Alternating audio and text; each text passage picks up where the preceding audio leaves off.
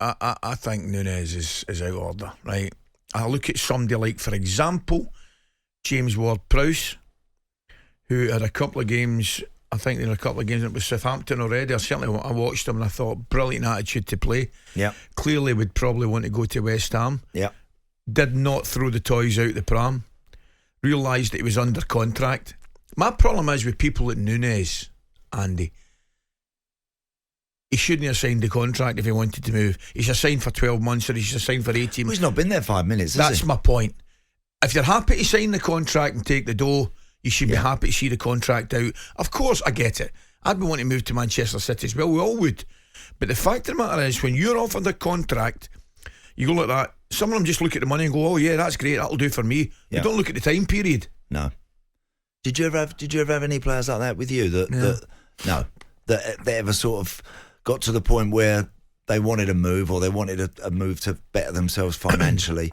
And we've all been in that position. We've all been in a similar scenario when you get an offer made to you and you think that sounds good. That's great. I can make more money and I can go and join a different club, whatever. Lots of I've been in that situation myself. You don't go on strike. No. You can't go on strike. That's my point. You can't refuse to turn up. You cannot for work. refuse to do your work. No, that's the problem I have.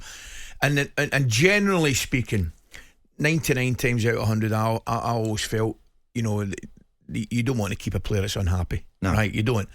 But you can't have them rolling the roost. You can't have them going to strike and dictating to you or dictating to the club while they're under contract. You can't have that. And actually, you'd think there would be, obviously the contractual law would state otherwise, but you think in football, if you're actually refusing to turn up and train and get yourself ready to play in a game, you'd think there'd be a tougher penalty for that than just a couple of weeks' money. And by the way, I'll even take it a step further. If I'm Pep, right, I say to myself, do I really want somebody that's willing to go and strike and not honour a contract, or is he doing something? I'm not for a minute saying he's been told to do that, no, but he's decided to do it. I just think if you're a coach or a manager or somebody at a club, you want good people around the club. There's a right way in there. Yeah. There is a right way.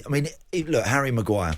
Harry, in fairness to him, has took a lot of stick, Harry, over the last few years. He really has taken from a position when he was rock solid in the middle of Gareth Southgate's England defence to going to Man United and to where he has found himself today, and then all of a sudden perhaps potentially being able to get a move to West Ham.